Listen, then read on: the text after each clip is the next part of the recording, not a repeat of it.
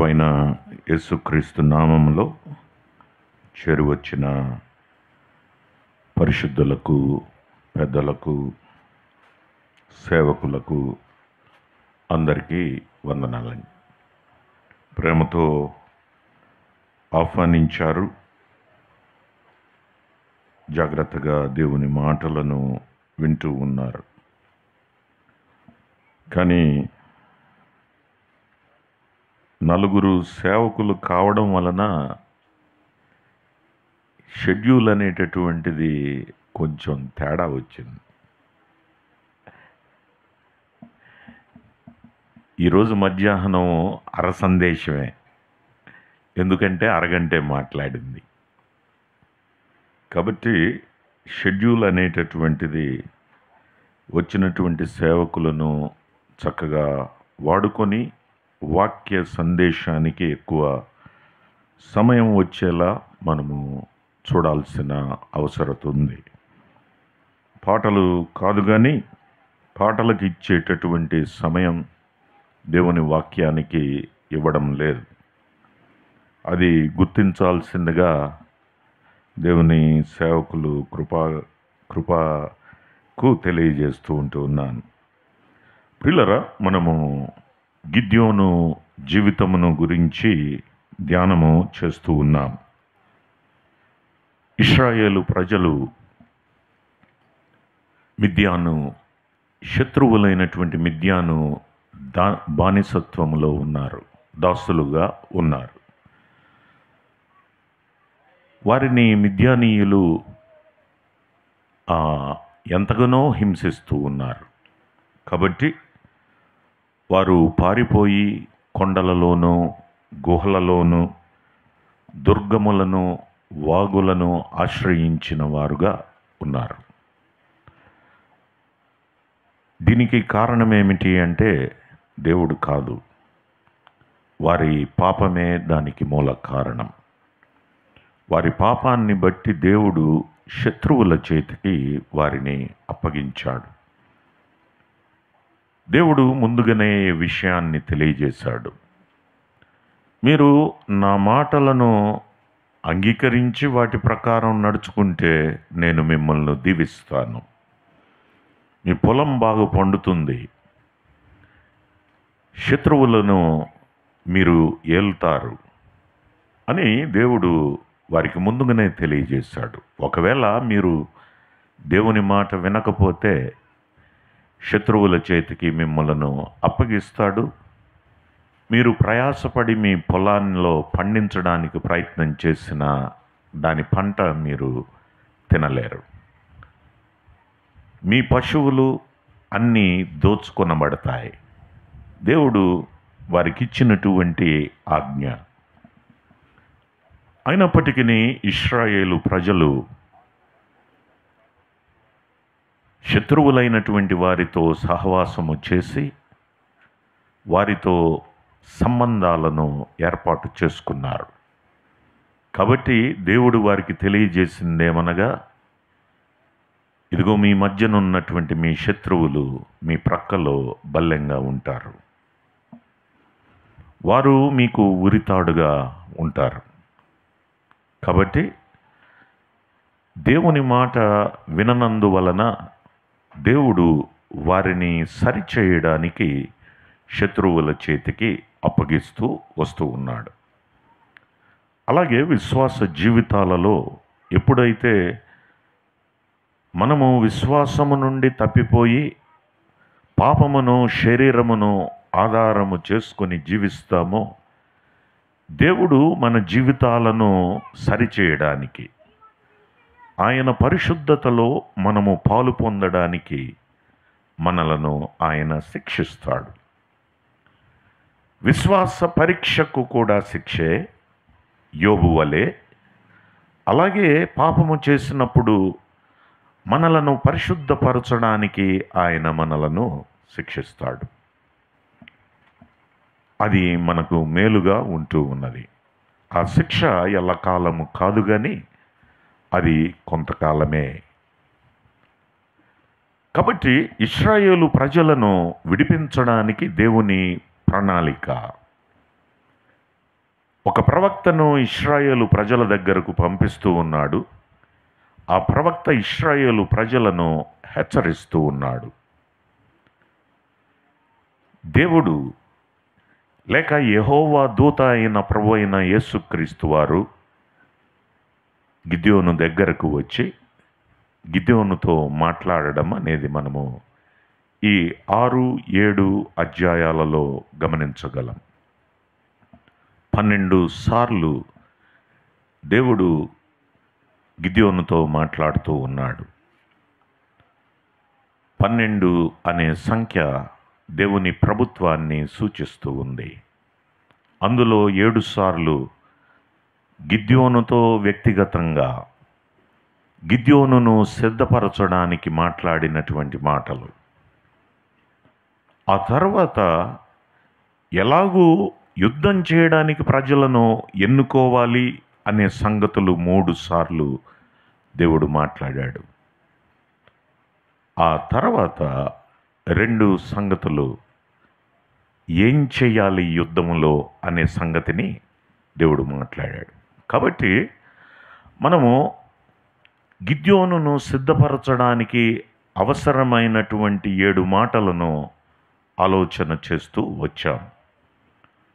ఇంకా 6-7 వచనాలు మనము 6వ మాట 7వ మాట మనము ఆలోచన చేయవలసి ఉన్నది. ఎక్కువ వివరాల్లోనికి వెళ్లకుండా క్లుప్తంగా దానిని గురించినటువంటి వివరాలను మనము చూద్దాం. రండి, న్యాయాధిపతుల గ్రంథం 6వ అధ్యాయం 23, 24, 25, 26 వచనాలు చదువుకుందాం. అప్పుడు యెహోవా నీకు సమాధానము, భయపడకుము, నీవు చావమని అతనితో సెలవిచ్చెను. అక్కడ గిద్యోను యెహోవా నామమున బలిపీఠము కట్టి దానికి యెహోవా సమాధానకర్తయను పేరు పెట్టెను. నేటి వరకు అది అబీయెజ్రీయుల ఒఫ్రాలో ఉన్నది. మరియు ఆ రాత్రి అందే యెహోవా నీ తండ్రి కోడెను అనగా 7 ఏండ్ల 2వ ఎద్దును తీసుకుని వచ్చి నీ తండ్రి కట్టిన బయలు యొక్క బలిపీఠమును పడగొట్టి దానికి పైగానున్న దేవతా స్తంభము నరికివేసి తగిన ఏర్పాటుతో ఈ బండకొనను నీ దేవుడైన యెహోవాకు బలిపీఠము కట్టి ఆ 2వ కోడెను తీసుకుని వచ్చి నీవు నరికిన ప్రతిమ యొక్క కర్రతో దహన బలి నర్పించుమని అతనితో చెప్పెను. చదవబడిన ఈ మాటలను దేవుడు మన ఆత్మల క్షేమమై పాపి రక్షణార్థమై దీవించి ఆశీర్వదించునుగాక. ప్రియులరా, మధ్యాహ్న సమయంలో ఆరాధనను గురించిన కొన్ని అంశాలు మనం చూసాం. బలిని తీసుకుని వచ్చినటువంటి గిద్యోను బలిని తీసుకుని రాగా అది రాతి మీద పెట్టబడింది, దాని మీద నీళ్లు పోయబడ్డాయి. ఆ తర్వాత దేవుడు దానిని అంగీకరించాడు. అగ్ని పైనుండి దిగి వచ్చి పెట్టబడినటువంటి దానిని దహించి వేసింది. కాబట్టి అంగీకారానికి సూచనగా ఆ మాటలను మనము గమనించాం. రాయి ప్రభువైనటువంటి యేసుక్రీస్తు వారికి సూచన, నీళ్లు పరిశుద్ధాత్మునికి సూచన. ఫిలిప్పీయులకు వ్రాసిన పత్రిక 3వ అధ్యాయములో మనం చూచాం.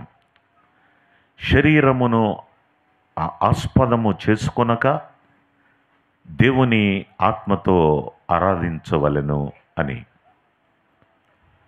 ఆరాధన అనే దానికి ఈ దినాలలో అర్థమే మారిపోయింది. మ్యూజిక్ అయితే ఆరాధన, హల్లెలూయా అని అరిస్తే ఆరాధన, లేకపోతే డ్యాన్సులు వేస్తే ఆరాధన. ఆరాధన అర్థం విశ్వాసులైనటువంటి వారు గ్రహించలేనటువంటి స్థితిలో ఉన్నారు. దేవుడు ఆత్మ గనుక ఆయనను ఆరాధించువారు ఆత్మతో సత్యముతో ఆరాధించాలి. అట్టి ఆరాధికులను దేవుడు కోరుకుంటూ ఉన్నాడు. ప్రియులరా, ఆ ఆరాధన అయిన తరువాత దేవుడు మాట్లాడుతున్నటువంటి మాట ఇది 6వ మాట.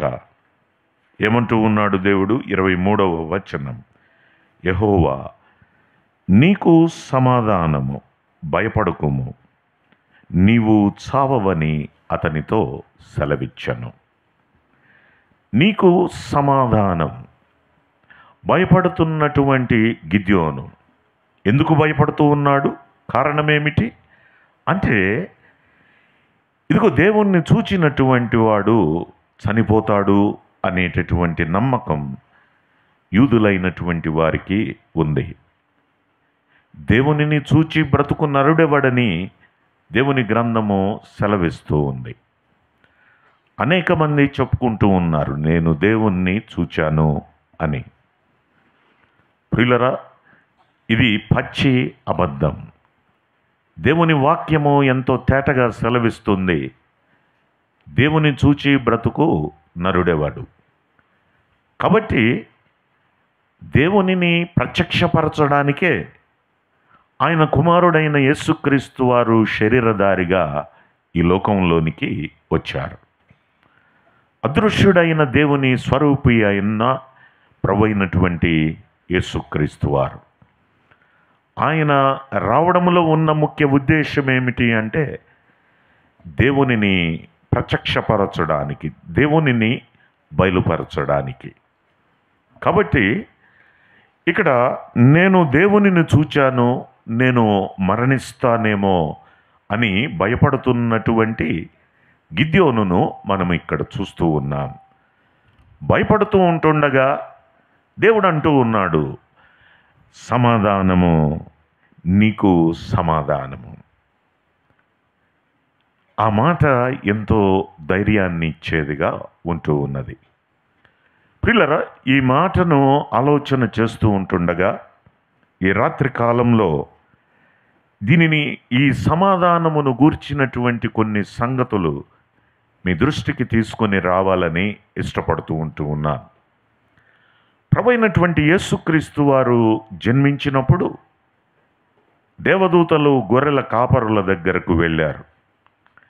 కాపరుల దగ్గరకు వెళ్ళినప్పుడు అక్కడ జరిగినటువంటి సంగతి ఏమిటి? వారు భయపడ్డారు. చూస్తారా? ఆ మాటను గమనించండి. లూకా సువార్తలో ఆ సంఘటన చాలా తేటగా వ్రాయబడి ఉంది.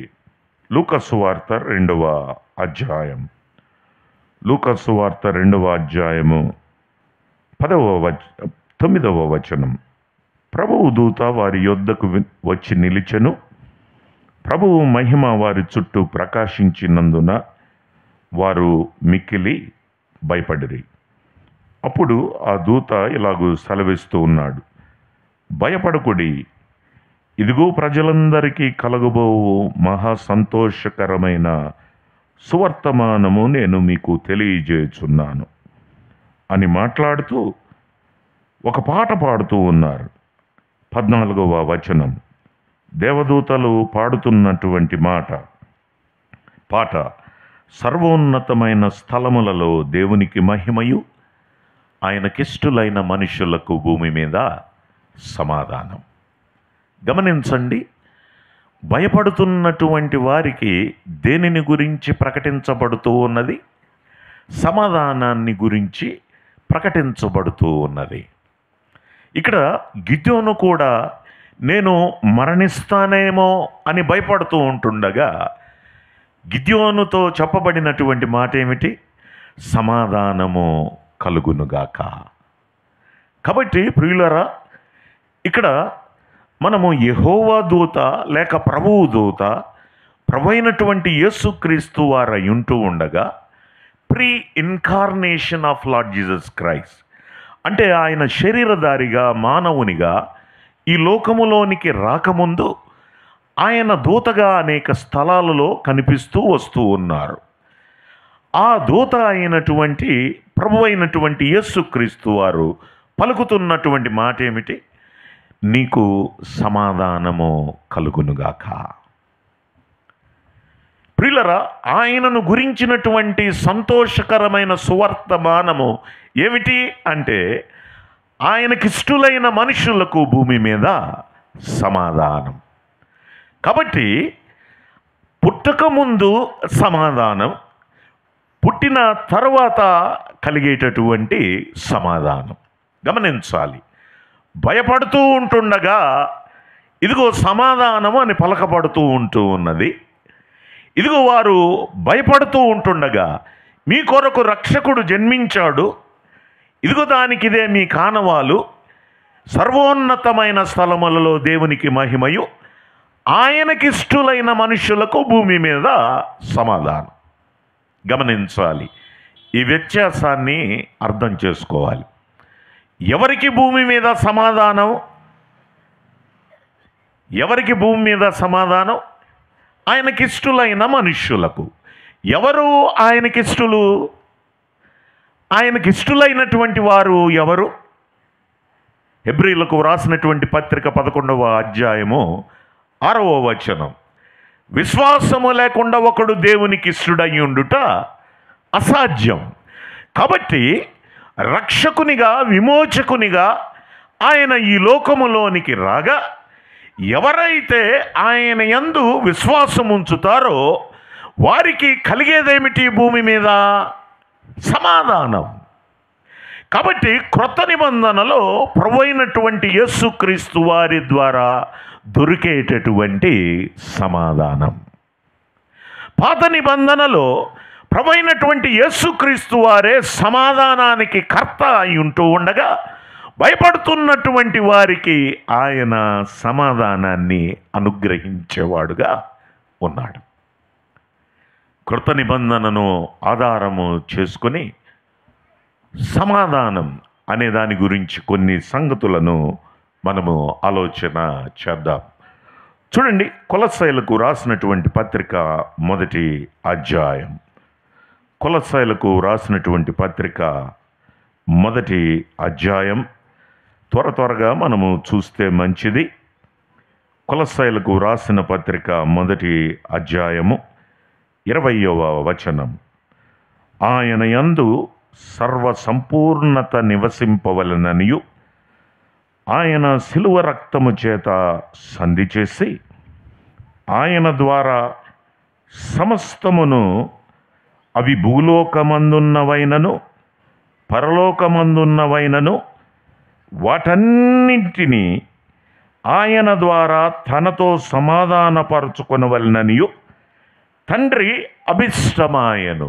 గమనించాలి, ఇక్కడ దేవుని లేక తండ్రి కోరికను మనము గమనిస్తూ ఉంటూ ఉన్నాం. తండ్రి కోరిక ఏమిటి? భూమి మీద ఉన్నవన్నీ లేక ఆకాశమందు ఉన్నవి సమస్తము ఏం చేయబడాలట? ఇదిగో ఆయనతో సమాధానపరచబడాలి అనేది దేవుని యొక్క ఉద్దేశము, దేవుని యొక్క కోరిక. అది ఎలాగూ సాధ్యము అంటే ఇక్కడ గమనించండి, ఇదిగో ఆయన శిలువ రక్తము చేత సంధి చేసి, ఆయన శిలువ రక్తము చేత సంధి చేసి అంటే అర్థం ఏమిటి? సంధి అంటే ఏమిటి? సంధి అంటే ఏమిటి? ఇద్దరు శత్రువులను సమాధానపరచడం. కాబట్టి అది ఎలాగూ సాధ్యము? భూలోకమందున్నవైనను పరలోకమందున్నవైనను సమస్తము ప్రభువైనటువంటి యేసుక్రీస్తు వారి శిలువ రక్తం చేత ఏం చేయబడగలవు? సంధి చేయబడగలవు. అది తండ్రి యొక్క అభిష్టం.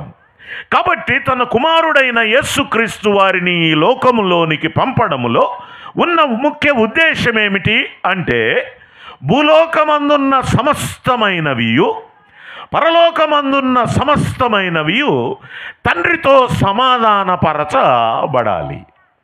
అంటే ఆయనతో మనము సమాధానము లేనటువంటి స్థితిలో మనమున్నాము. అందుకే రోమీయులకు వ్రాసిన పత్రిక 5వ అధ్యాయములో వ్రాయబడిన మాటను గమనించండి. రోమీయులకు వ్రాసినటువంటి పత్రిక 5వ అధ్యాయం 10వ వచనం. ఏలయనగా శత్రువులమై ఉండగా ఆయన కుమారుని మరణము ద్వారా మనము దేవునితో సమాధానపరచబడిన ఎడల సమాధానపరచబడిన వారమై ఆయన జీవించుట చేత మరి నిశ్చయముగా రక్షింపబడుదుము. గమనించండి, వాస్తవంగా మన స్థితి ఏమిటి? మనము దేవునికి శత్రువులం. ఇక్కడ వినండి, మనము దేవునికి శత్రువులం. దేవునితో మనకు సమాధానము లేదు. ప్రియులరా, నేను ఒక ప్రశ్న వేస్తే, ప్రభువైనటువంటి యేసుక్రీస్తు వారు ఎందుకు ఈ లోకములోనికి వచ్చారు అంటే వెంటనే వచ్చే సమాధానం ఏమిటి అంటే, జవాబు ఏమిటి అంటే, పాపులను రక్షించడానికి ఆయన ఈ లోకములోనికి వచ్చాడు. అది వాస్తవమే. కానీ మనలను రక్షించడానికి ముందుగా జరిగేటటువంటి కార్యము ఏమిటి అంటే, మొదటిదిగా మనము దేవునితో సమాధానపరచబడాలి. అందుకే బలుల క్రమాన్ని గమనించండి. మొదటిది దహన బలి, రెండవది కృతజ్ఞతార్పణ బలి, మూడవది సమాధాన బలి, నాలుగవది పాప పరిహారార్థ బలి, ఐదవది అపరాధ పరిహారార్థ బలి. ఎందుకు దహన బలి మొదట? ఎందుకు పాప పరిహారార్థ బలి మొదట లేదు? కారణం ఏమిటి అంటే, ఇదిగో ఆ పశువు మీద చేయి పెట్టినప్పుడు పాపములన్నీ ఆ పశువులోనికి వెళ్తూ ఉన్నాయి. దానిని బలి అర్పించినప్పుడు దహన బలి, ఆ సువాసనను దేవుడు ఆగ్రహించి ఆ వ్యక్తిని ఆయన అంగీకరించేటటువంటి వానిగా ఉన్నాడు. ఆ తర్వాతే పాప పరిహారార్థ బలి. కాబట్టి పాపి అయినటువంటి మానవుడు మొదట దేవునితో సమాధానపరచబడాలి. అందుకొరకు దేవుడు ఏర్పాటు చేసినటువంటి క్రమం ఏమిటి అంటే, తన కుమారుడైన యేసుక్రీస్తు వారిని ఈ లోకములోనికి పంపడం. ఆయన శిలువ రక్తము చేత కడగబడి ప్రోక్షించబడిన ప్రతి ఒక్క వ్యక్తి ఏం చేయబడుతూ ఉన్నాడు? దేవునితో సమాధానపరచబడుతూ ఉన్నాడు. ఈ రాత్రి కాలంలో ఒకసారి నీ స్థితిని గురించి ఆలోచన చేయి. నీవు దేవునికి శత్రువు. ఇదిగో దేవునితో నీకు సమాధానము లేదు. దేవునితో పోరాటములో నీవు ఉన్నావు. ఇదిగో దేవుని శత్రువైన అపవాదితో నీకు స్నేహం. ఈ లోకాన్ని ప్రేమించే ప్రతివాడు దేవునికి శత్రువే. కాబట్టి మనము లోకమును, శరీరమును ప్రేమిస్తూ ఉంటుండగా మనము దేవునికి శత్రువులమై ఉన్నాం. మనలను సమాధానపరచుకోవడానికి ఇదిగో తండ్రి ఏర్పాటు చేసినది ఏమిటి అంటే, ఆయన కుమారుడు కలువరి శిలువలో రక్తం చిందించడం. ఒక్కసారి తండ్రి చిత్తం ఏమిటో అర్థం చేసుకోవాల్సిందిగా ప్రభునామములో మిమ్మల్ని కోరుతూ ఉంటూ ఉన్నాను. కాబట్టి సమాధానము అర్పించడానికి, సమాధానము మనము పొందడానికి దేవుని యొక్క ప్రణాళిక ఏమై ఉన్నది అంటే, తన కుమారుడైన యేసుక్రీస్తు వారిని ఈ లోకములోనికి పంపడమే ఆయన యొక్క ప్రణాళికలో మొదటి భాగంగా మనము గమనించగలం. రెండవ మాటను చూడండి, త్వరగా దాటి వెళ్దాం. ఎఫెసీయులకు రాసినటువంటి పత్రిక 2వ అధ్యాయం. ఎఫెసీయులకు రాసినటువంటి పత్రిక 2వ అధ్యాయం 17వ వచనం.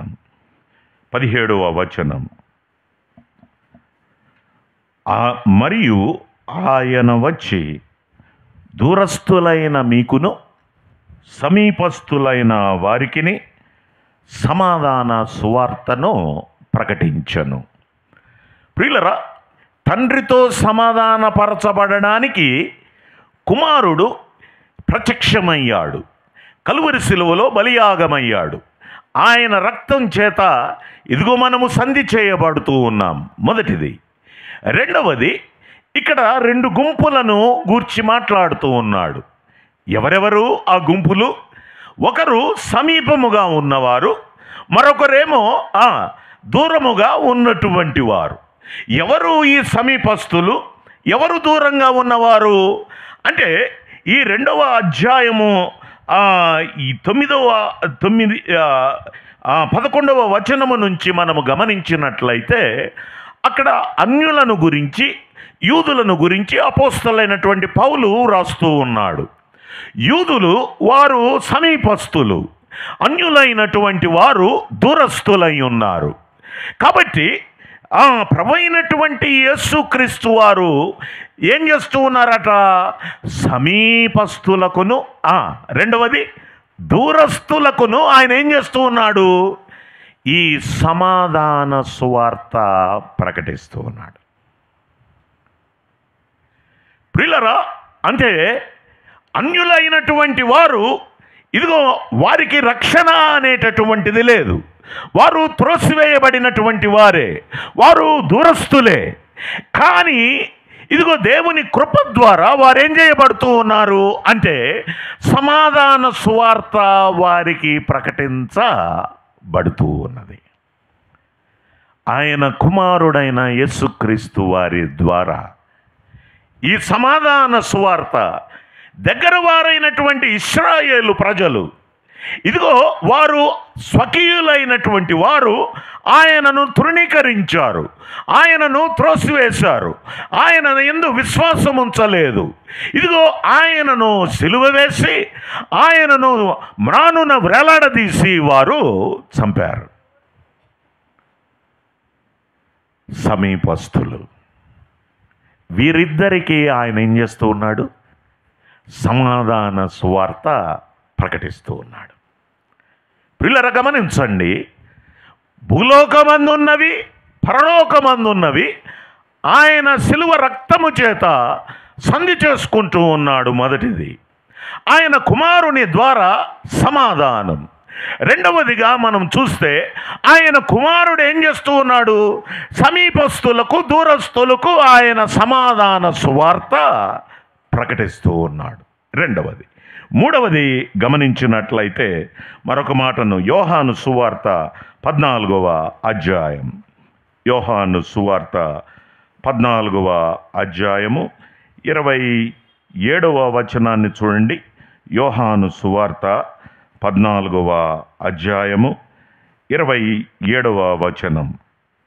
శాంతి మీకనుగ్రహించి వెళ్ళుచున్నాను, నా శాంతినే మీకనుగ్రహించుచున్నాను. లోకమిచ్చున్నట్టుగా నేను మీకనుగ్రహించుటలేదు. మీ హృదయమును కలవరపడనీయకుడి, వెరవనీయకుడి. ప్రియులారా, గమనించండి, ఈ 14వ అధ్యాయం ప్రారంభములో ఒక మాట ఉంది. ఏమిటి ఆ మాట? గమనించండి. ఏంటి మొట్టమొదటి వచనం ఏమిటి? ఏంటండి, మీరు జవాబు చెప్పాలా? మీ హృదయమును కలవరపడనీయకుడి. చివరి ఆ అధ్యాయము ముగింపులో ఏముంది? మీ హృదయములను కలవరపడనీయకుడి. కాబట్టి మొదట వ్రాయబడి ఉంది, చివరిలో వ్రాయబడి ఉంది. అంటే ఆ మధ్యలో ఉన్నటువంటి అంశం ఏమిటి అంటే ఇదిగో విశ్వాసులైనటువంటి వారు పొందబోయేటటువంటి గొప్ప భాగ్యాన్ని గురించి ప్రభు ఆ మధ్యలో మాట్లాడుతూ ఉన్నాడు. కాబట్టి మనము చదువుకున్నటువంటి 27వ వచనములో ప్రభువు పలుకుతున్నటువంటి మాట ఏమిటి? ప్రభువు పలుకుతున్నటువంటి మాట ఏమిటి? ఇదిగో శాంతిని మీకు అనుగ్రహించుచున్నాను. ఏమిటి ఆ శాంతి అంటే నా శాంతినే మీకు అనుగ్రహించుచున్నాను. అక్కడ 3వ సంఖ్య వేసి కింద ఏమనుందండి? సమాధానం. నా సమాధానాన్నే మీకు అనుగ్రహిస్తూ ఉన్నాను. కాబట్టి యెషయా గ్రంథము 9వ అధ్యాయము 6వ వచనములో ఆయన ఏమై ఉన్నాడు? ఆయనే సమాధానమునకు కర్త. సమాధానమునకు కర్త అయిన ప్రభు అయిన యేసుక్రీస్తు వారు భూమి మీద ఉన్నటువంటి వాటిల్ని, పరలోకమందు ఉన్నటువంటి వాటిల్ని ఆయన శిలువ రక్తము చేత సంధి చేసుకుంటూ ఉన్నాడు. రెండవది, దూరస్థులైన వారికి, సమీపస్థులైన వారికి ఈ సమాధాన సువార్త ప్రకటించబడుతూ ఉన్నది. మూడవదిగా మనము గమనించినట్లయితే, ఆయన మీ హృదయాలు కలవరపడనివ్వకుడి. ఎందుకు అంటే, నా శాంతినే, నా సమాధానాన్నే నేను మీకు ఇస్తూ ఉన్నాను. అమ్మా, భయపడుతూ ఉన్నావా? ఈ రాత్రి కాలంలో ప్రభు నీకు చెప్తున్నటువంటి మాట ఏమిటి అంటే, జరుగుతున్నటువంటి పరిస్థితులు, అదిగో ప్రపంచాన్ని చూస్తే యుద్ధాలు జరుగుతూ ఉన్నాయి. ఇదిగో డబ్బుల విలువ అనేటటువంటిది ఏమైపోతుందో తెలియడం లేదు. ప్రియులారా, కొన్ని స్థలాలలో తినడానికి తిండి లేనటువంటి పరిస్థితులు కనిపిస్తూ ఉన్నాయి. ఎంతోమంది పిల్లలు ఆ తల్లిదండ్రులు చనిపోయినటువంటి వారై ఆర్ఫన్లుగా మిగిలిపోయి ఉంటూ ఉన్నారు. యుద్ధ ప్రాంతాలలో తిండి పెట్టేటటువంటి వాడు లేడు. ఈ సమాచారాలన్నీ వింటూ ఉండగా మన హృదయాలు ఏమవుతూ ఉన్నాయి? కలవరపడుతూ ఉన్నాయి. ఇదిగో దైవజనుడు చంపబడ్డాడు. క్రైస్తవునిగా ఇదిగో సత్యమును ప్రకటించినటువంటి ఒక వ్యక్తి చంపబడినటువంటి వానిగా ఉండగా మన హృదయాలు ఏమవుతూ ఉన్నాయి? కలవరపడుతూ ఉన్నాయి. కలవరపడుతూ ఉంటుండగా ఆయన అంటూ ఉన్నాడు, నేను నా సమాధానమును మీకు ఇచ్చి ఉన్నాను. ప్రజెంట్ టెన్సా, పాస్ట్ టెన్సా, ఫ్యూచర్ టెన్సా? ఏమండి? వర్తమాన కాలమా, భూతకాలమా, భవిష్యత్ కాలమా? ఇచ్చి ఉన్నాను, జరిగిపోయింది. అమ్మ, ఎవరైతే ప్రభువైనటువంటి యేసుక్రీస్తునందు విశ్వాసం ఉంచారో వారికి ఆయన సమాధానము ఇవ్వబడింది. ఇదిగో వారిలో ఆయన సమాధానము ఉంది. ఉండినటువంటి వారు ఎలాగుండాలి? మీ హృదయములను కలవరపడనీయకుడి. దేని విషయమై చింతిస్తూ ఉన్నావు? దేని విషయమై కలవరపడుతూ ఉన్నావు? నా పిల్లల భవిష్యత్తు ఏమిటి? ఇదిగో నా ఉద్యోగం ఏమైపోతుంది? ఇదిగో నా కుటుంబం ఏమైపోతుంది? ఒకవేళ నాకు జరగరానిది ఏదైనా జరిగితే ఏంటి పరిస్థితి? కలవరం. కానీ ప్రభు అంటూ ఉన్నాడు, నా శాంతిని నేను మీకు ఇచ్చి ఉన్నాను. కాబట్టి మీ హృదయములను కలవరపడనీయకుడి. కాబట్టి మొదటిది, తన కుమారుని ద్వారా సమాధానపరచుకుంటున్న ప్రభు అయిన తండ్రి యొక్క అభీష్టాన్ని మనము గమనించాం. రెండవది, ఆయనే ప్రభువైనటువంటి యేసుక్రీస్తు వారు ఇశ్రాయేలీయులకు, అన్యులకు సమాధాన సువార్తను ప్రకటించి ఇదిగో వారిని సంఘంగా ఆయన చేశాడు. రెండవది. మూడవది, ఆయన తన సమాధానాన్ని విశ్వసించినటువంటి వారికందరికీ ఆయన ఇచ్చినటువంటి వానిగా ఉన్నాడు. నాలుగవది గమనించండి, అక్కడే మనము చదువుకున్నటువంటి ఎఫెసీయులకు రాసినటువంటి పత్రిక 2వ అధ్యాయములోనే మరొక మాటను మనం గమనించగలం. ఎఫెసీయులకు రాసినటువంటి పత్రిక 2వ అధ్యాయము 14వ వచనం, ఆయన మన సమాధానమయ్యుండి మీకును మాకును ఉండిన ద్వేషమును, అనగా విధిరూపకమైన ఆజ్ఞలు గల ధర్మశాస్త్రమును తన శరీరమందు కొట్టివేయుట చేత మన మధ్య గోడను పడగొట్టి మన ఉభయులను ఏకము చేసెను. ప్రియులరా, ఆ సమాధానము ఎవరు? ఆయనే మన సమాధానమై ఉండి, మన ఉభయులను ఏకము చేసి నూతన పురుషునిగా చేసినటువంటి ప్రభువైనటువంటి యేసుక్రీస్తు వారు. రండి, రోమీయులకు రాసినటువంటి పత్రిక 15వ అధ్యాయం. రోమీయులకు రాసినటువంటి పత్రిక 15వ అధ్యాయం 13వ వచనం.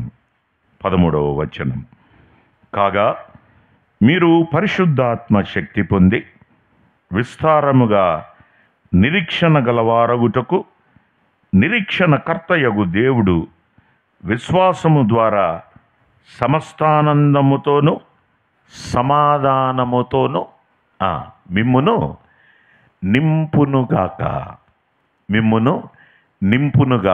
శాంతిని సమాధానమును అనుగ్రహించిన వాడు ఆయనే సమాధానమై ఉన్నాడు. ఇప్పుడు ఏం చేస్తూ ఉన్నాడు? ఆయన ఆ సమాధానముతో మనలను ఏం చేస్తూ ఉన్నాడు? నింపుతూ ఉన్నాడు. He's filling. పిల్లలు గమనించండి, సమాధానముతో ఆయన మనలను నింపుతున్నటువంటి వానిగా ఉన్నాడు. కాబట్టి ప్రభువైనటువంటి యేసుక్రీస్తు వారి ద్వారా సమాధానము పొందడం మాత్రమే కాదు, కానీ ఆ సమాధానముతో మనలను ఆయన నింపుతూ ఉన్నట్లుగా రోమీయులకు రాసినటువంటి పత్రికలో మనము గమనిస్తూ ఉన్నాం. రండి మరొక మాటను గమనిద్దాం. ఫిలిప్పీయులకు రాసినటువంటి పత్రిక 4వ అధ్యాయం. ఫిలిప్పీయులకు రాసిన పత్రిక 4వ అధ్యాయం 7వ వచనం. అప్పుడు సమస్త జ్ఞానమునకు మించిన దేవుని సమాధానము యేసుక్రీస్తు వలన మీ హృదయములకును మీ తలంపులకును కావలి ఉండును. ప్రియులరా గమనించండి, ఆ సమస్త జ్ఞానమునకు మించిన దేవుని సమాధానము మీ హృదయములకును మీ తలంపులకును కావలి ఉండును. గమనించాలి ప్రియులరా, ఆయనే సమాధానమై ఉన్నాడు. రెండవది, ఆయన సమాధానాన్ని అనుగ్రహించి ఉంటూ ఉన్నాడు. అంత మాత్రమే కాదు, ఆ సమాధానముతో మనల్ని ఏం చేస్తూ ఉన్నాడు? నింపుతూ ఉన్నాడు. ఇప్పుడు సమాధానము మన హృదయములకు ఏం చేస్తూ ఉంది? కావలి ఉంటూ ఉంది. ఆయన సమాధానము మన హృదయములకును మన తలంపులకును కావలి ఉంటూ ఉన్నది. ప్రభువైనటువంటి యేసుక్రీస్తులో మనకు దొరికినటువంటి గొప్ప భాగ్యాన్ని మనం గమనిస్తూ ఉన్నాం. కాబట్టి సమాధానమై ఉన్నటువంటి దేవుడు ఇదిగో ఆయన పలుకుతున్నటువంటి మాట గిద్యోనుతో ఏమంటూ ఉన్నాడు?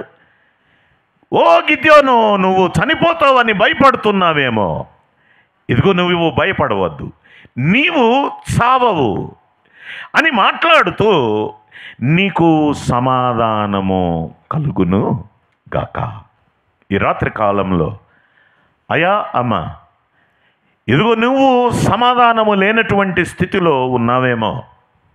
ఎందుకు అంటే నీ పాపము నిన్ను భయపెడుతూ ఉంది. నీ పాపము ఇదిగో నేను చచ్చిపోతానేమో అనే భయం కలిగిస్తూ ఉంది. మరణ భయము కలిగినటువంటి వానిగా నీవున్నావు. ఉండగా ఇదిగో నీకు శుభవర్తమానము ఏమిటి అంటే ఆయనకిష్టులైన మనుషులకు భూమి మీద సమాధానం. కాబట్టి సమాధానమై ఉన్నటువంటి ప్రభు అయిన యేసుక్రీస్తు వారు, సమాధానాన్ని ఇచ్చినటువంటి ప్రభు అయిన యేసుక్రీస్తు వారు, సమాధానముతో నింపే ప్రభు అయినటువంటి యేసుక్రీస్తు వారు, సమాధానమును హృదయానికి తలంపులకు కావలిగా ఉంచేటటువంటి ప్రభు అయిన యేసుక్రీస్తు వారు. ఇదిగో ఆయన దగ్గరకు వచ్చినట్లయితే ఆయన శిలువ రక్తము చేత ఆయన నీ ప్రతి పాపమును కడిగి దేవునితో నిన్ను సమాధానపరిచి నీ హృదయమును ఏం చేస్తాడు? సమాధానముతో నింపుతాడు. ఆయన దగ్గరకు వస్తావా ఈ రాత్రి కాలంలో? ప్రియులరా, భయపడుతున్నటువంటి గిద్యోనుకు దేవుడు ఇస్తున్నటువంటి ప్రభువైన యేసుక్రీస్తు వారు ఇస్తున్నటువంటి అభయం ఏమిటి అంటే నీవు చావవు, నీకు సమాధానము కలుగునుగాక. గమనించండి, 7వ మాటను గమనించండి. లేక 24వ వచనములో అక్కడ యెహోవా నామమున బలిపీఠమును కట్టి ఆ తర్వాత ఆ స్థలానికి ఏమని పేరు పెడుతూ ఉన్నాడు? దానికి యెహోవా సమాధానకర్త అని పేరు పెట్టాను. అంటే హీబ్రూ భాషలో షాలోమ్. షాలోమ్ అంటే అర్థం ఏమిటి అంటే సమాధానము కలుగునుగాక. జెహోవా ది షాలోమ్, యెహోవాయే సమాధాన కర్త. కాబట్టి ఇక్కడ యెహోవాకు సమాధానకర్త. యెషయా గ్రంథము 9వ అధ్యాయము 6వ వచనం ప్రకారము సమాధానకర్త ఎవరు? ప్రభు అయినటువంటి యేసుక్రీస్తు వారే. కాబట్టి యెహోవా క్రొత్త నిబంధనలో మనకు ఎవరు? ప్రభు అయిన యేసుక్రీస్తు వారుగా మనము గమనించగలం.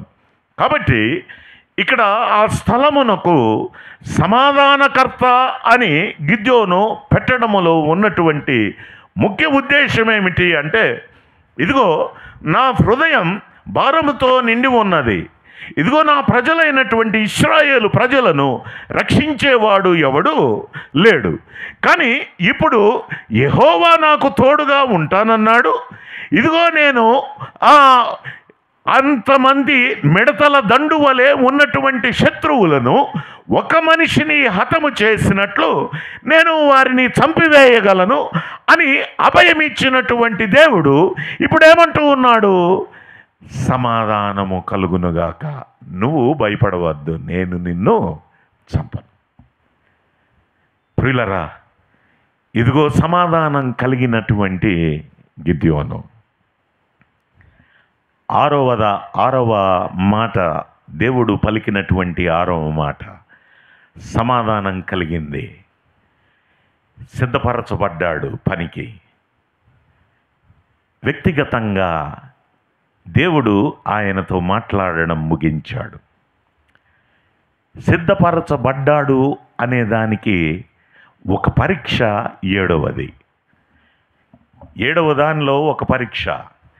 6వ మాట వరకు అది వ్యక్తిగతంగా దేవుడు మాట్లాడుతూ ఉన్నాడు. ఇప్పుడు సిద్ధపరచబడినటువంటి గిద్యోను 6వ మాటతో వ్యక్తిగతంగా మాట్లాడడం ముగిసింది. ఇప్పుడు పబ్లిక్గా గొప్ప పని అప్పగించే ముందు ఏం చేయబడాలి? ఒక పరీక్ష చేయబడాలి. అంటే ఒక వస్తువు తయారు చేయబడిందండి, ఇది సరిగా పని చేస్తుందో చేయడం లేదో ఏం చేయాలి? దీనిని టెస్ట్ చేయాలి, పరీక్ష చెయ్యాలి. ఈ పరీక్షలో పాస్ అవుతేనే ఏమవుతుంది? ఇది మార్కెట్లోకి వస్తుంది. 10వ తరగతి చదివారు, చదివిన తర్వాత ఇదిగో మార్చి నెల రాగానే వారికి ఏం జరుగుతుంది? పరీక్ష జరుగుతుంది. ఎందుకు? బాగా చదివారో లేదో పరీక్షలో పాస్ అయితేనే కానీ తెలియదు. కాబట్టి పరీక్షించబడాలి. 6 గిద్యోనును దేవుడు సిద్ధపరిచాడు. ఇప్పుడు 7వది ఏమిటి అంటే బహిరంగంగా పరీక్షించబడాలి. విశ్వాసములో స్థిరుడయ్యాడా లేదా? ప్రియులరా, 7వ మాట 25, 26 వచనాలలో అక్కడ ఒక బయలు దేవతకు ఏర్పాటు చేయబడినటువంటి బలిపీఠము ఉంది. అది గిద్యోని యొక్క తండ్రి చేత ఏర్పాటు చేయబడినది. ఆ గ్రామస్తులంతా ఆ బయలుదేవత బలిపీఠము మీద బలులను అర్పిస్తూ ఉన్నారు. ఇదిగో వారికి అది ఎంతో ప్రాణంగా ఉంది, వారి జీవితాలలో అది భాగంగా ఉంది. ఇప్పుడు దేవుడు అంటూ ఉన్నాడు, నీ తండ్రి చేత కట్టబడినటువంటి ఆ బలిపీఠాన్ని నువ్వు పడగొట్టాలి. తండ్రి చేత నియమించబడిన దానినే పడగొట్టడమా? కాబట్టి తన విశ్వాసానికి సవాలును గమనించండి. ఇదిగో మిథ్యాను ఆ దాసత్వములో ఉన్నటువంటి ఇశ్రాయేలీలను విడిపించడం అనేటటువంటిది చాలా గొప్ప కార్యమై ఉంటూ ఉన్నది. ఎందుకు అంటే వారు మిడతల దండు వలె ఉన్నారు. ఇదిగో ఇశ్రాయేలు ప్రజలు కొద్దిమందే, శత్రువులు ఆ లెక్కకు మించినటువంటి వారుగా ఉన్నారు. కాబట్టి అది గొప్ప పనిగా ఉంది. గొప్ప పనిని అప్పగించే ముందు దేవుడు ఏం చేస్తూ ఉన్నాడు? ఒక చిన్న పనిని ఇస్తూ ఉన్నాడు. ఏమిటి ఆ పని? నీ తండ్రి చేత నియమించబడినటువంటి బయలు యొక్క బలిపీఠమును నువ్వు పడగొట్టాలి. నువ్వు అక్కడ బలిపీఠమును కట్టాలి. ప్రియులారా, గమనించండి, దేవుడు బహిరంగంగా ఒక సవాలును విసురుతూ ఉన్నాడు. సిద్ధపరచబడిన గిద్యోనుకు ఇవ్వబడినటువంటి సవాలు. ప్రియులారా, గమనించండి, అబ్రాము మెసొపొతేమియాలో ఉన్నాడు. దేవుడు, మహిమ కలిగిన దేవుడు ప్రత్యక్షమై సెలవిచ్చినదేమిటి? ఇదిగో నీ తల్లిదండ్రులను నీ స్వజనులను విడిచి నువ్వేం చేయాలి? నేను చూపించు దేశమునకు నువ్వు వెళ్ళాలి. కాబట్టి అబ్రాహాము ఏం చేశాడు? బయలుదేరాడు. కానీ తండ్రి, ఇదిగో మరొక ప్రక్క సహోదరిని, కుమారుడు లోతు అందరూ అతని వెంట వచ్చారు. ప్రియులారా, ఆశీర్వాదము ఎప్పుడు పొందగలిగాడు? హారానులో తండ్రి మృతి చెందాడు.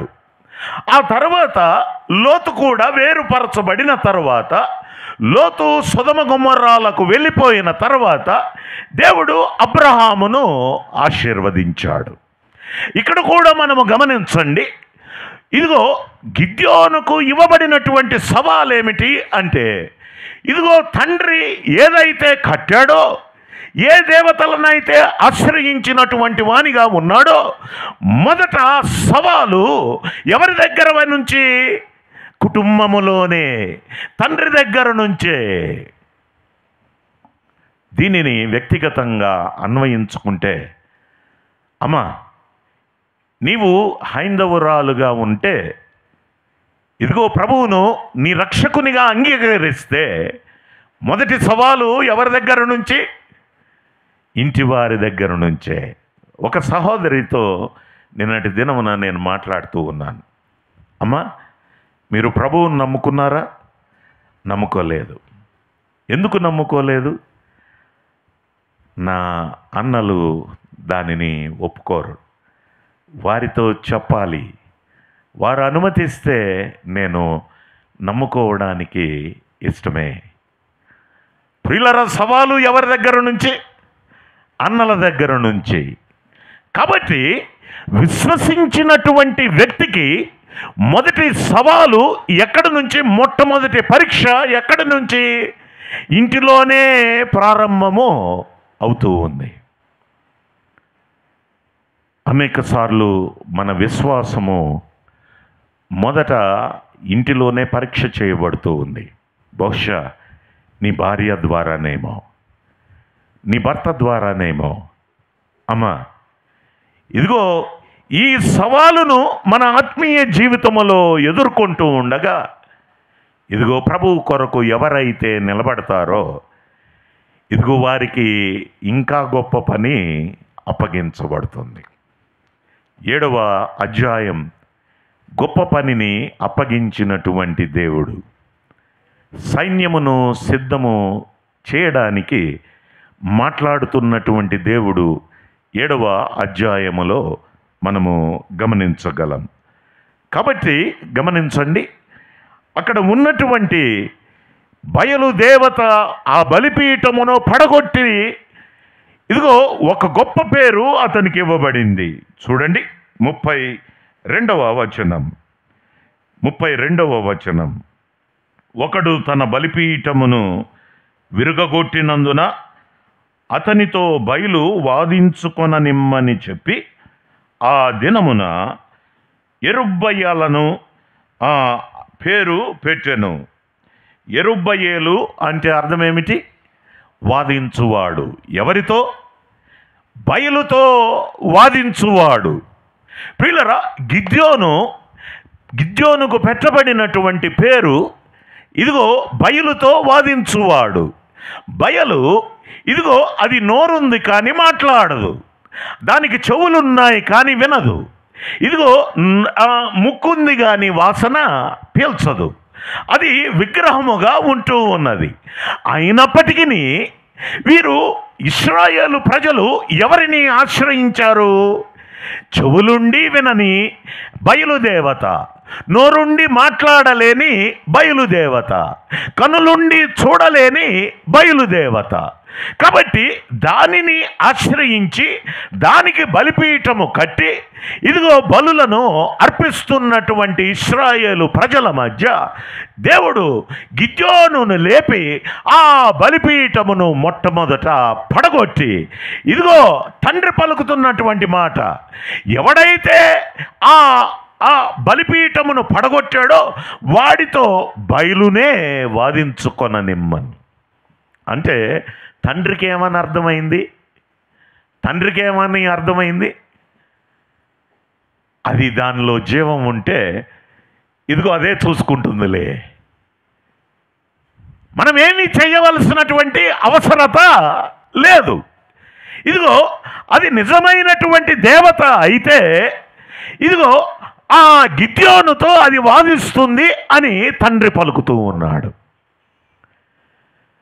ప్రియులరా, దేవుడు పెట్టినటువంటి పరీక్షలో నెగ్గినటువంటి గిద్యోను పరీక్షించడానికి దేవుడు 25, 26 వచనాలలో గిద్యోనుతో మాట్లాడుతూ ఉన్నాడు. కాబట్టి గమనించాలి, ఎప్పుడైతే జీవము కలిగినటువంటి దేవునిని గుర్తించాడో ఇదిగో బయలుదేవత యొక్క బలిపీఠమును పడగొట్టడానికి సిద్ధపడినటువంటి గిద్యోను, ఇదిగో యెహోవా నాకు తోడుగా ఉన్నాడు, ఇదిగో నా ప్రజలను విడిపించడానికి ఆయన నాకు తోడుగా ఉంటాడు, మిడతల దండును ఒక్క మనిషిని వలె చంపడానికి శక్తిని ఇవ్వగలిగినటువంటి దేవుడు నాతో కూడా ఉన్నాడు, ఇదిగో నా ఆరాధనను అంగీకరించిన వాడు, భయపడుతూ ఉంటుండగా నాకు సమాధానాన్ని దయచేసిన వాడు, నాకు తోడుగా ఉండి విజయాన్ని అనుగ్రహించే దేవుడు అని బయలుదేవత యొక్క బలిపీఠాన్ని పడగొడుతున్నటువంటి దేవుడు. అయ్యా అమ్మ, నీ జీవితంలో ఏ విగ్రహం ఉంది? ఏ దేవతను నువ్వు నీ హృదయంలో ప్రతిష్ఠ చేసుకున్నావు? ఈ రాత్రి కాలంలో ఇదిగో ఆ విగ్రహాలను గురించి ఆలోచన చేస్తావా? బహుశా విశ్వసించారు కానీ విగ్రహాలు ఉన్నాయి, ఇంకా విడిచిపెట్టలేదు, ఇంకా హత్తుకొని ఉన్నాం. నీ జీవితంలో ఉన్నటువంటి విగ్రహం ఏమిటి? ఇదిగో ఏ బలిపీఠాన్ని పెట్టుకున్నావు? ఇదిగో గిద్యోను దానిని పడగొట్టి ఆ స్థానములో దేవునికి బలిపీఠాన్ని నియమిస్తూ ఉన్నాడు. దేవునికి బలులను అర్పించడానికి సిద్ధపడినటువంటి గిద్యోను ఈ రాత్రి కాలంలో, అయ్యా, విగ్రహాలు విమోచించలేనివి, విగ్రహాలు నీ పాపాన్ని తీసివేయలేవు. ఆ సత్యాన్ని గ్రహించినటువంటి గిద్యోను దానిని పడగొడుతూ ఉన్నాడు. తండ్రి కూడా దానిని గుర్తించాడు. ఇదిగో ఆ బయలే వాదించుకొననిమ్ము. ఈ రాత్రి కాలంలో అటువంటి వాటిల్ని నువ్వు ఆశ్రయించినటువంటి వానిగా ఉన్నావేమో. ప్రియులరా, వాటి వలన శాంతి నీకు దొరకదు. ఇదిగో వాటి వలన నీకు సమాధానము దొరకదు. సమాధానము ఎవరు అంటే షాలోం, సమాధానకర్త అయినటువంటి దేవుడు. ఎవరు ఆయన? ఆయనే యేసుక్రీస్తు. ఆయన సమాధానం ఇవ్వడానికి మనుష్య కుమారునిగా ఈ లోకములోనికి వచ్చినటువంటి వాడు. ఆయన చేస్తున్నటువంటి పని ఏమిటి అంటే అదృశ్యుడైన దేవుని బయలుపరుస్తున్నటువంటి వానిగా ఉన్నాడు. చూడండి, యోహాను సువార్త 1వ అధ్యాయం, యోహాను సువార్త 1వ అధ్యాయం 18వ వచనం. యోహాను సువార్త 1వ అధ్యాయము 18వ వచనం. ఎవడును ఎప్పుడైనను దేవుని చూడలేదు, తండ్రి రొమ్ముననున్న అద్వితీయ కుమారుడే ఆయనను బయలుపరచెను. గమనించండి, తండ్రి రొమ్ముననున్న అద్వితీయ కుమారుడే ఆయనను బయలుపరచెను. ఏ విధంగా బయలుపరిచాడు? 14వ వచనం. ఆ వాక్యము శరీరధారి అయి కృపాసత్య సంపూర్ణునిగా మన మధ్య నివసించను. కాబట్టి తండ్రి రొమ్మున ఉన్నటువంటి కుమారుడు అదృశ్యుడైన దేవునిని బయలుపరచడానికి ఆయన శరీరధారిగా ఈ లోకములోనికి వచ్చాడు.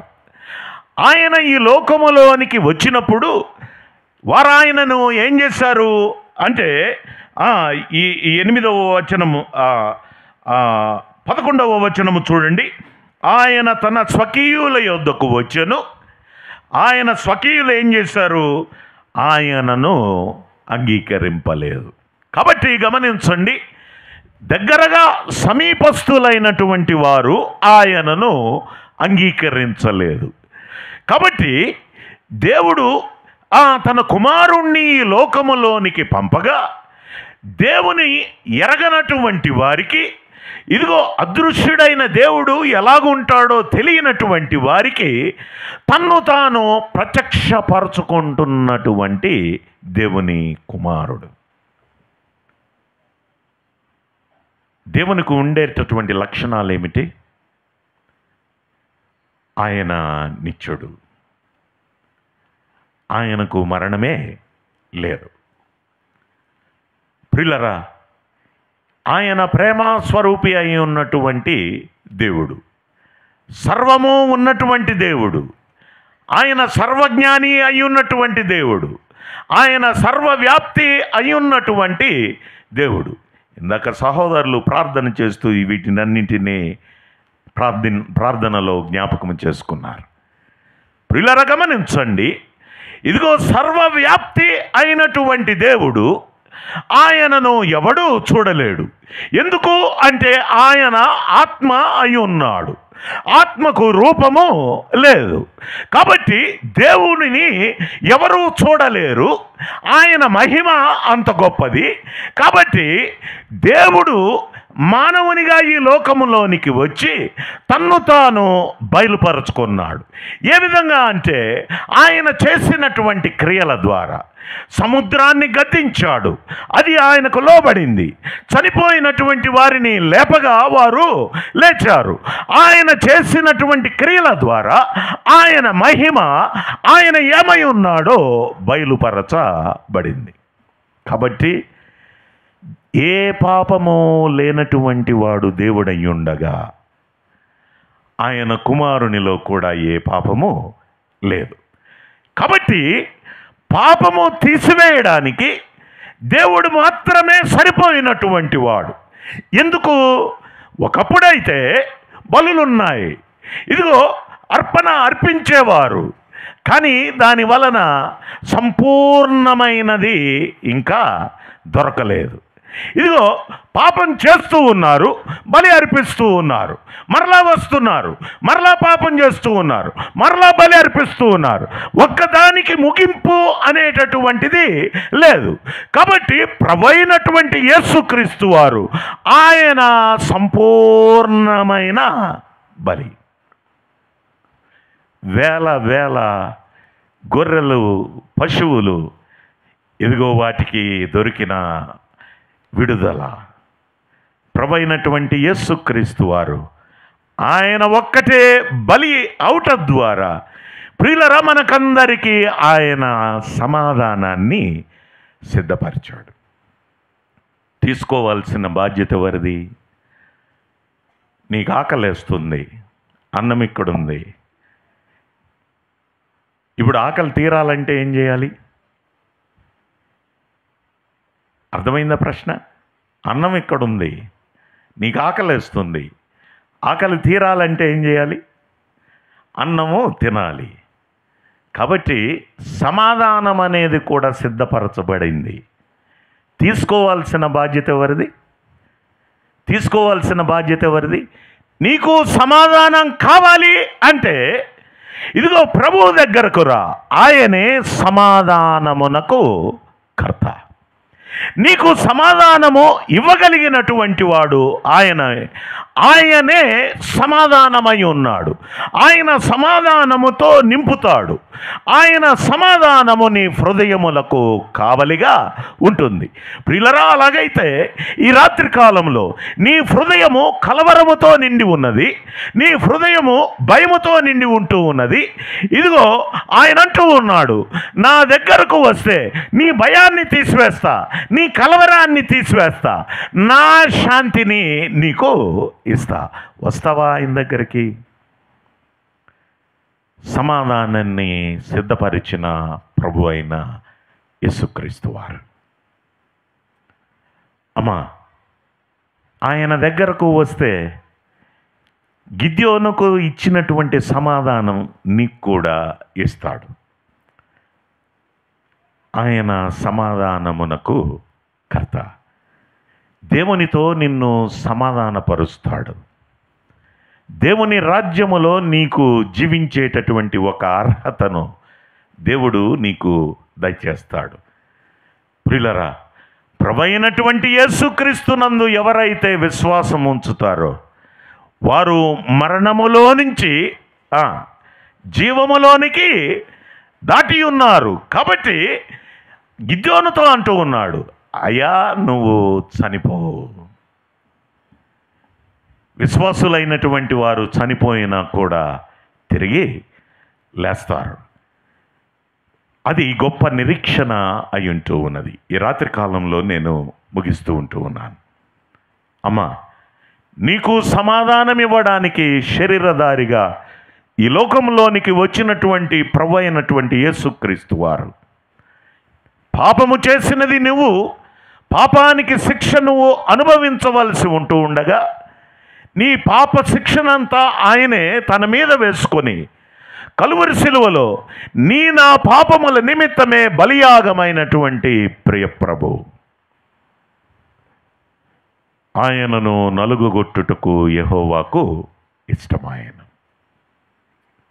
భూమికి ఆకాశానికి మధ్యగా వేలాడుతున్నటువంటి ప్రియకుమారుడు ఇదిగో ఆ ఎర్రటి ఎండలో ఆయన వేలాడుతూ ఉంటుండగా ఇదిగో కరుణించు వారి కొరకు ఆయన కనిపెడుతూ ఉన్నాడు. ఎవరైనా వచ్చి కొంచెం నీళ్ళు ఇస్తారేమో. ఇదిగో ఆయన దగ్గర తిన్నటువంటి వారందరూ ఎటు వెళ్ళిపోయారో. వేలకు వేల మంది రొట్టెలు చేపలు తిన్నారు. ఆయన అవసరతలో దాహముతో నాలుక పిడచ కట్టుకొని ఇదిగో దవడను అంటుకుంటూ ఉంటుండగా దాహం అని ఆయన ఆ సిలువలో కేక వేస్తూ ఉంటుండగా బదులు పలకని ఈ తిన్నటువంటి జనాంగము. కానీ ఆయన మరణించనిదే పాపక్షమాపణ లేదు, ఆయన మరణించనిదే విమోచన లేదు, ఆయన తన రక్తము చిందించనిదే ఇదిగో మన పాపములు క్షమించబడవు. కాబట్టి ఇదిగో ఆయన శిలువ రక్తము ద్వారా మనము సంధి చేయబడాలి అంటే ఆయన కలువరి శిలువలో మరణించక తప్పదు. మరణమునకు తన్ను తాను అప్పగించుకున్న ప్రియకుమారుడు. ప్రియులరా, ప్రక్కలో బల్లెపు పోటు పొడవగా రక్తమును నీళ్లును కారాయి. ఇదిగో ఆయన చేతులలో ఆయన తలలో ముండ్ల కిరీటము పెట్టబడగా తల నుంచి కారుతున్నటువంటి ఆయన ప్రశస్త అమూల్య రక్తం. అది నీ కొరకే కదా, అది నా కొరకే కదా. ఆ శిక్ష నీది, ఆ శిక్ష మనది. పాపము చేసినటువంటి మనము ఆ శిక్షను అనుభవించడానికి తగినటువంటి వారం. కానీ నిన్ను నన్ను రక్షించడానికి తన్ను తాను అప్పగించుకొని కలువరి శిలువలో తన అమూల్యమైనటువంటి రక్తాన్ని కార్చి మరణించి సమాధిలో పెట్టబడి 3వ దినాన మృత్యుంజయుడై తిరిగి లేచి పరలోకమునకు ఆరోహణుడైన ప్రియకుమారుడు సమాధానాన్ని సిద్ధపరిచాడు. ఈ రాత్రి కాలంలో నీకు ఆ సమాధానం కావాలి అంటే ప్రభు దగ్గరకు వస్తావా? ప్రభువా, పాపిని, నన్ను క్షమించు, నా పాపముల కొరకే శరీరధారిగా మానవునిగా ఈ లోకంలోనికి వచ్చావు, నాకు రావాల్సిన శిక్షనంతా నీ మీద వేసుకున్నావు, నాకు బదులుగా కలువరి శిలువలో బలియాగమై మరణించి సమాధిలో పెట్టుబడి 3వ దినాన తిరిగి లేచావని హృదయమందు విశ్వసిస్తున్నాను, నోటితో ఒప్పుకుంటూ ఉన్నాను. నా జీవితానికి ప్రభువు కా అని అడిగినట్లయితే ఆయన నీ ప్రతి పాపమును క్షమిస్తాడు, సమస్త దుర్నీతి నుండి పవిత్రునిగా చేస్తాడు, ఆయన సమాధానాన్ని నీకు అనుగ్రహిస్తాడు. ఇదిగో ఆ సమాధానం నీ హృదయానికి కావలి ఉంటుంది. ఆయన సమాధానం, ఇదిగో ఆయన ఇచ్చేటటువంటి సమాధానముతో నీవు నింపబడతావు. నీ సమస్యలన్నీ ఆయన తీర్చగలిగినటువంటి దేవుడు. ఆయన దగ్గరకు వస్తావా? ఈ రాత్రి కాలంలో ఆయనను గూర్చినటువంటి మాట ఇదిగో గిద్యోనుతో అంటూ ఉన్నాడు, నీకు సమాధానము కలుగునుగాక, భయపడకుము, నీవు మరణించవు. ఈ రాత్రి కాలంలో అదే మాట నీతో మనతో ఆయన మాట్లాడుతూ ఉంటుండగా, అమ్మా అయ్యా, నీవు పాపివని గుర్తిస్తే ప్రభువు దగ్గరకు రా, ఆయన నీ ప్రతి పాపమును క్షమిస్తాడు, సమస్త దుర్నీతి నుండి మిమ్మల్ని పవిత్రులనుగా చేస్తాడు. తలలు వంచినట్లయితే ప్రార్థన చేసుకుందాం.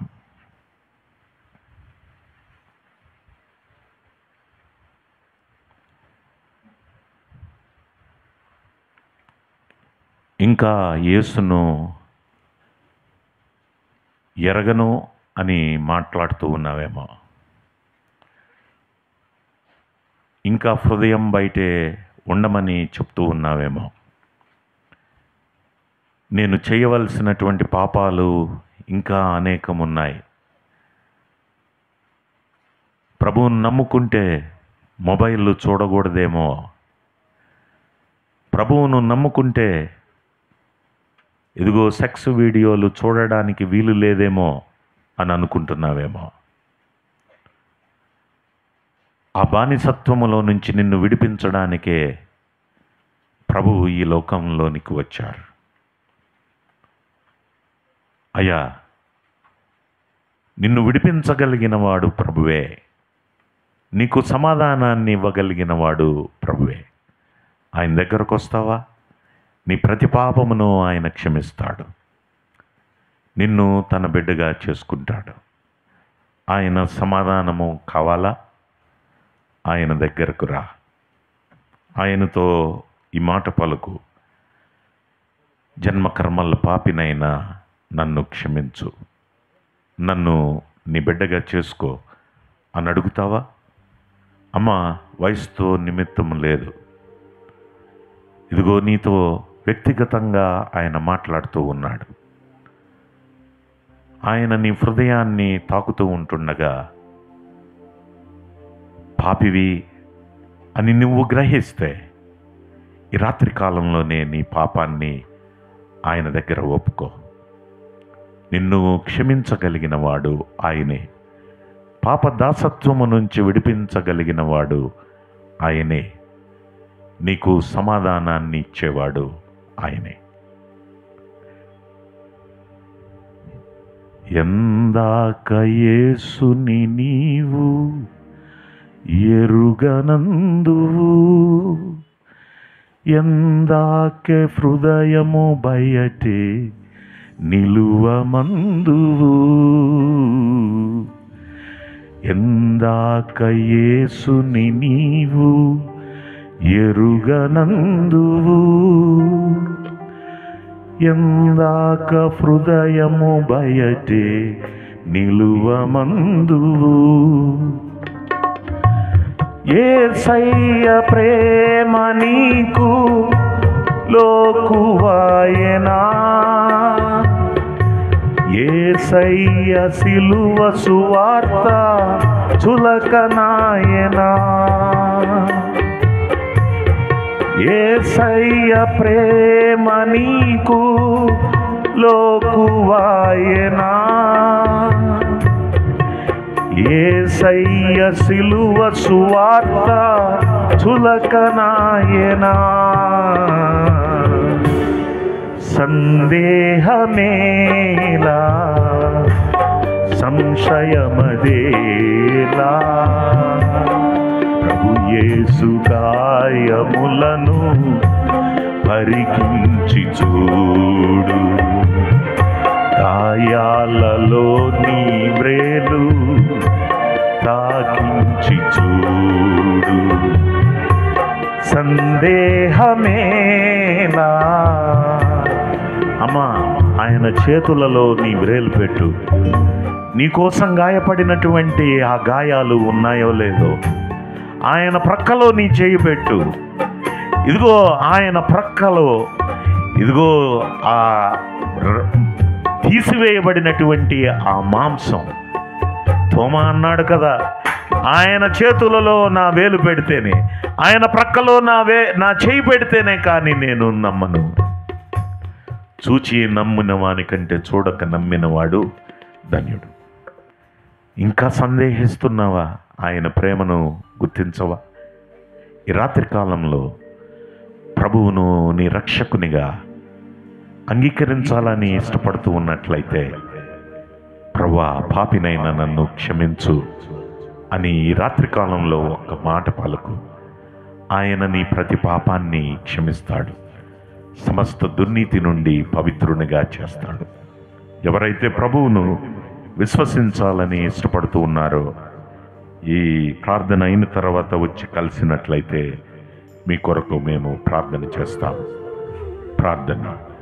ప్రియ పరలోకపు తండ్రి, మీ అమూల్యమైనటువంటి సువార్త, సిలువ సువార్త ప్రకటించబడి ఉంటూ ఉండగా, సమాధానానికి కర్త మీరేనని, సమాధానము మీరేనని, దానిని ఇచ్చేవాడవు నీవేనని, సమాధానముతో నింపేవాడవు నీవేనని, సమాధానము ఇదిగో మా హృదయములకు తలంపులకు కావలిగా ఉంచేది నీవేనని ప్రకటించబడి ఉంటూ ఉండగా, తండ్రి మిమ్మల్ని మీ ప్రియకుమారుడైన యేసుక్రీస్తు వారిని రక్షకునిగా విమోచకునిగా అంగీకరించి శాంతి సంతోష సమాధానాలు జీవితాలలో కలిగి సంతోషంతో తిరిగి వెళ్ళడానికి మీ కృపను దయచేసి మీరే మహిమను పొందమని ఈ మనములు మా ప్రభువును ప్రియరక్షకుడైన యేసుక్రీస్తు నామమున ప్రార్థించి వేడుకుంటూ ఉన్నాము తండ్రి.